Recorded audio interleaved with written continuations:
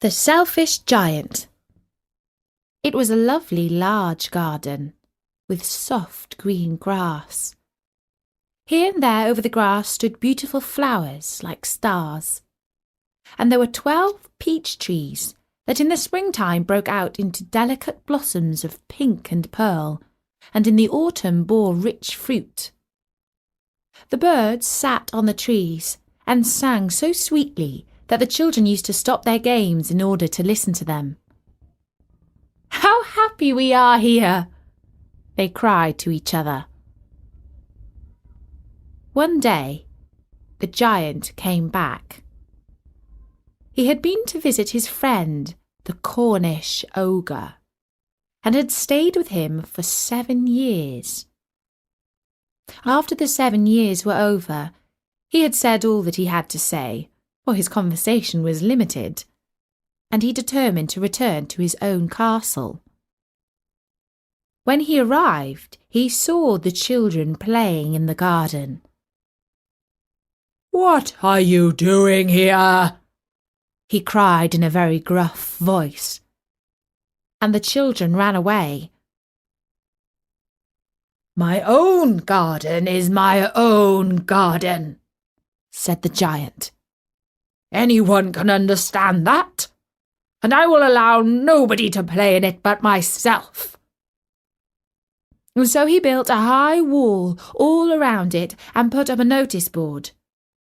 "Trespassers will be prosecuted."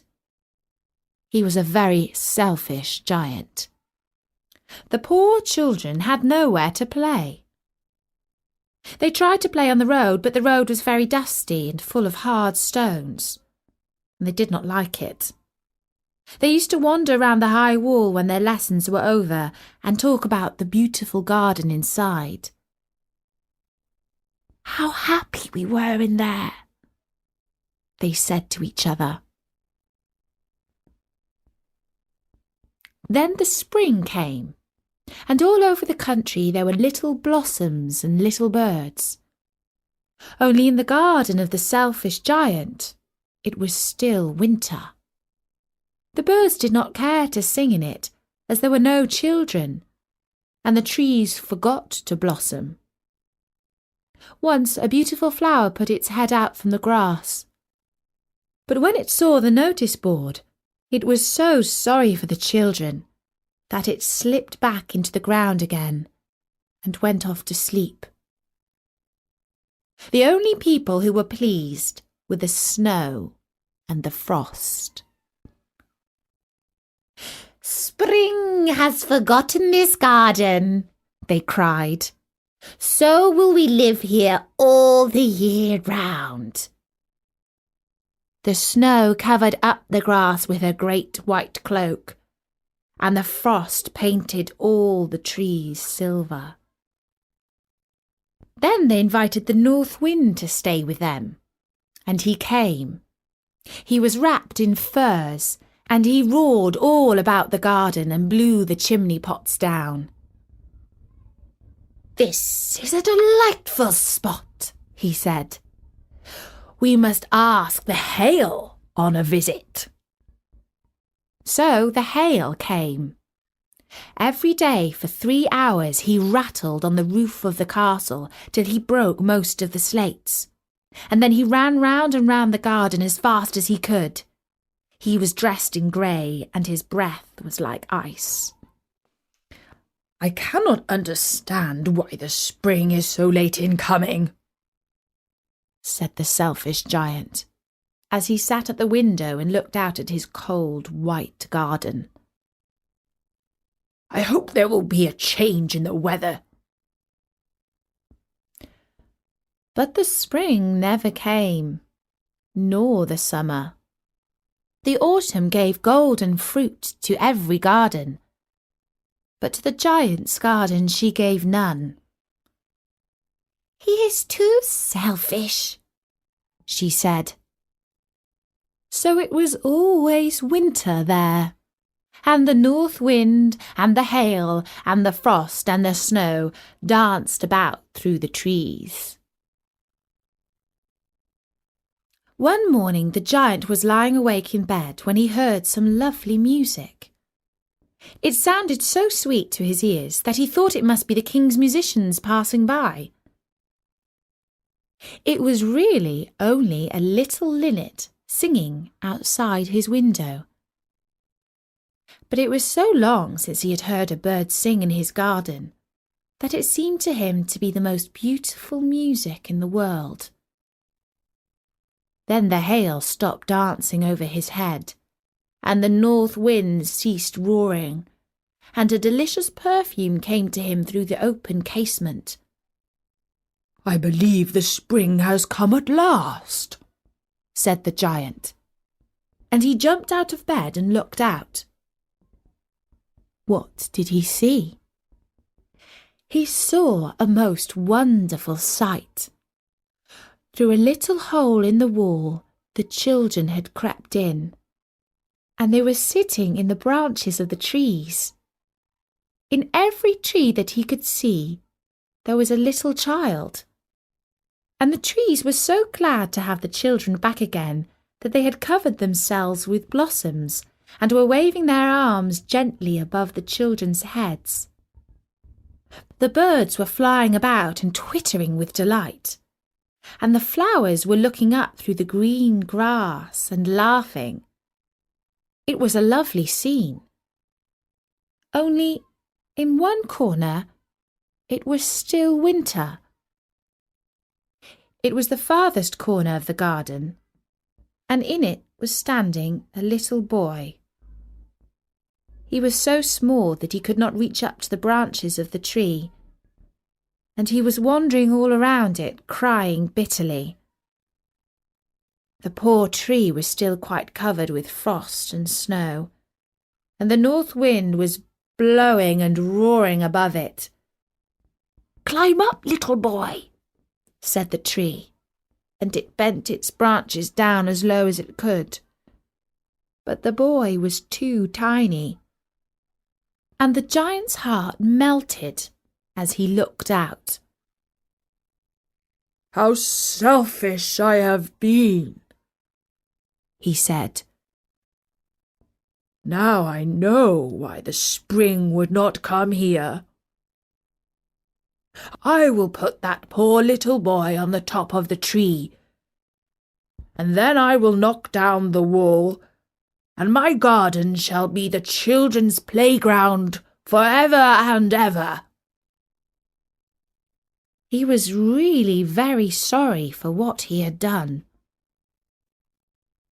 So he crept downstairs and opened the front door quite softly and went out into the garden.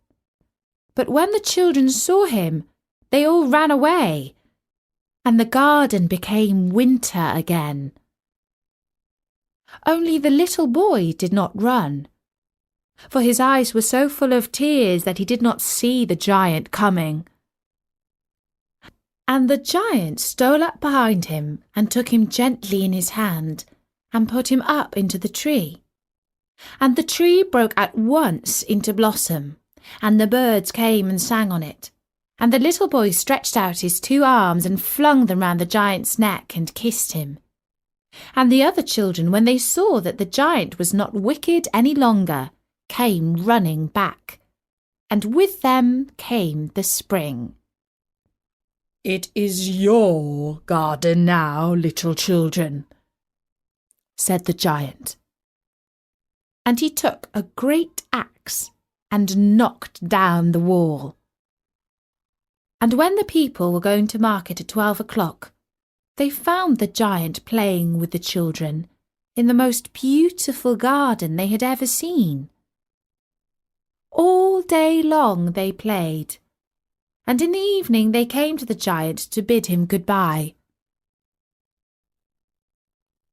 "But where is your little companion?" he said. "The boy I put into the tree. You must tell him to be sure and come here tomorrow," said the giant. But the children said that they did not know where he lived and had never seen him before. And the giant felt very sad. Every afternoon when school was over, the children came and played with the giant. But the little boy whom the giant loved was never seen again. The giant was very kind to all the children, yet he longed for his first little friend, and often spoke of him. "How I would like to see him," he used to say. Years went over, and the giant grew very old and feeble. He could not play about any more, so he sat in a huge armchair and watched the children at their games, and admired his garden. "I have many beautiful flowers," he said, "but the children are the most beautiful flowers of all." One winter morning, he looked out of his window as he was dressing.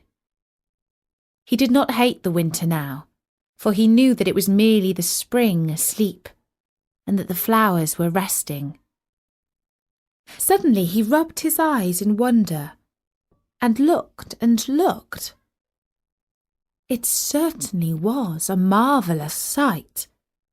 In the farthest corner of the garden was a tree quite covered with lovely white blossom. Its branches were all golden, and silver fruit hung down from them. And underneath it stood the little boy he had loved. Downstairs ran the giant in great joy, and out into the garden. He hastened across the grass and came near to the child. And when he came quite close, his face grew red with anger, and he said, "Who hath dared to wound thee?" For on the palm of the child's hands were the prints of 2 nails, and the prints of 2 nails were on the little feet. "Who hath dared to wound thee?" cried the giant. "Tell me that I may take my big sword and slay him." "Nay," answered the child, "but these are the wounds of love." "Who art thou?" said the giant. And a strange awe fell on him, and he knelt before the little child. And the child smiled on the giant and said to him, "You let me play once in your garden. Today you shall come with me to my garden, which is paradise." And when the children ran in that afternoon, they found the giant lying dead under the tree, all covered with white blossoms. And that was the story of the selfish giant. I think the ending is not meant to be too sad, because the giant went to paradise.